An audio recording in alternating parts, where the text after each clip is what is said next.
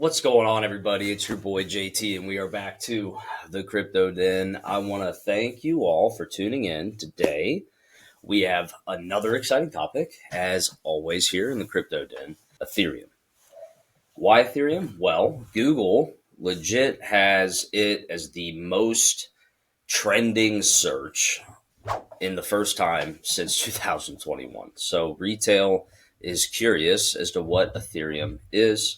And I wanted to make this video to educate just the public on what Ethereum is. And, hopefully you can feel one way or the other about it at the end of the video. Before I get into it, for those who do not know, my name is Jake Tullis. I also go by JT, and I run a digital asset hedge fund called Bleeding Edge Capital. We're based out of Cincinnati, and we are a research-driven, discretionarily long fund where I leverage my 10 plus years of software development experience to underwrite this technology from the ground up.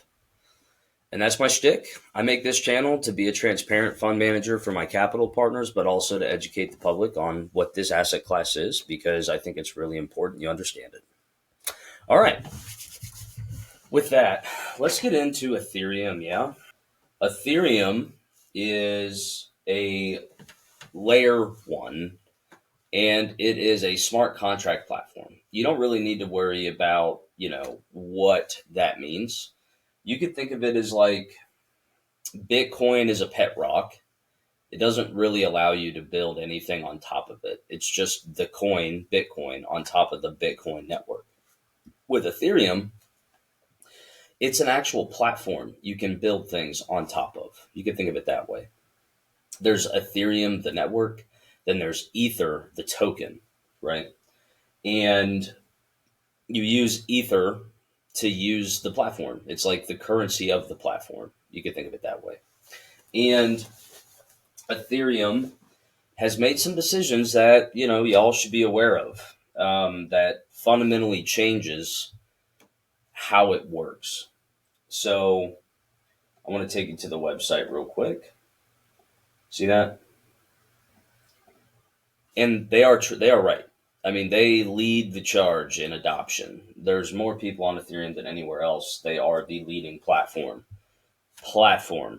Remember that. Platform. And I want to say last year, and I'm going to show it to you here in a second, they made a decision that essentially allows people to build off of Ethereum, but submit to Ethereum. It's a very weird thing. It's called a layer 2, but essentially these layer 2s let developers provide free and fast access to Ethereum compared to building on Ethereum itself. Now, you might think that's a good thing, and it is. It's bringing more users, more wallets, more apps to Ethereum. But Ether, the asset, the actual token, is not a part of that, okay? And I want to show you something here. This is real, okay? Token terminal, they show you revenue of chains. Check this out. Blue is the revenue, yeah? Look at these decisions they had made.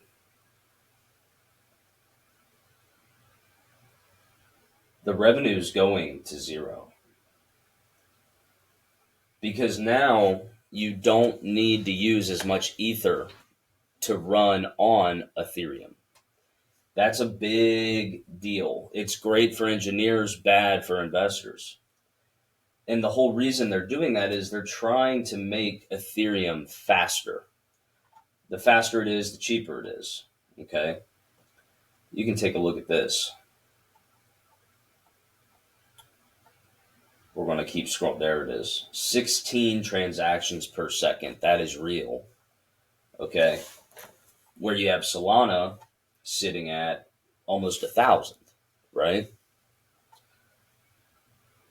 And the reason is all of this, look at all this money that is on layer 2s and not Ethereum. I mean, 50 billion. Ethereum should be right around $3,500 right now. But a lot of this money is off Ethereum because you don't need to use as much Ether. So the price has been pretty lackluster compared to Bitcoin. It looks good here, but over Bitcoin, normally we're reaching new all-time highs. Most experts said that we'd be at a $7,000-8,000 Ethereum by now, and that's how every cycle has been traditionally. But these layer twos, in which there are a lot, over 100 at the moment, on top of it, right? They are eating all of Ethereum's fees. So it's important to know that. And, you know, ultimately, I think Ethereum is not going anywhere. The network, the virtual machine, the EVM, if you've seen any of those things, I think that's going nowhere. People that are building blockchains are making them EVM compatible so they can, leverage the users on Ethereum. But Ether, the asset, as an investor, for me personally, I've been reducing my weight in it, and my portfolio has been grateful to it. So, maybe it'll bust out. I don't know. The last time it busted out like that, there was this NFT craze, and then before that, this ICO craze, which basically had people buying a lot of Ethereum block space for very expensive stuff. Like I would pay $80 to $90 to transfer an NFT. It was crazy. So that's all gone because of the engineering decisions they made. So I don't know. You guys use your best judgment. I think Ethereum is going to be here a long time, but I don't think Ether is going to represent the on-chain dynamics that would allow Ethereum to last till the end of time. So, but in general, let's recap. Ethereum is a smart contract platform. There's hundreds of them. There's Solana, Sui, Sei, Aptos, Avalanche, Polkadot, right? The list goes on. There's plenty of them. Hedera, XRP, XLM. Then in between all of these smart contract platforms, Ethereum is objectively the safest, the most secure. They have thousands and thousands and thousands of nodes across the globe that all coordinate the Ethereum network. The more nodes you have, the more secure it is because you need to get 51% of a network to mess with it, okay, to compromise the system, right? 51% of Ethereum would be a lot, and you would have to do it inside of a block, which on Ethereum is pretty challenging. It would take you roughly 10,000 years to break SHA-256, assuming you don't have a quantum computer that can do it. And then you would genuinely have 30 seconds to do it on 51% of these devices. So Ethereum is the most secure smart contract platform, and it is faster than any other option people are looking at. I mean, Fedwire, Swift, you're talking at best one business day for like a domestic wire, international wire at best a week. And they're going to take bips or they're going to do a flat fee. Me personally, I could send $1 billion for $3 to $5 on Ethereum mainnet to Pakistan, and it would get there inside of a minute. Now on Solana, it would cost me 10 cents and it would take 10 seconds. Okay, so you have to understand Ethereum is leagues better than anything traditional finance is looking at, but compared to crypto itself, it is a laggard. But it is the most secure. You could think of it as an armored truck versus Venmo, right? Solana could be more like Venmo and Ethereum would be more like an armored truck. We still use armored trucks. There's value there, right? Especially when you're transporting things of immense value.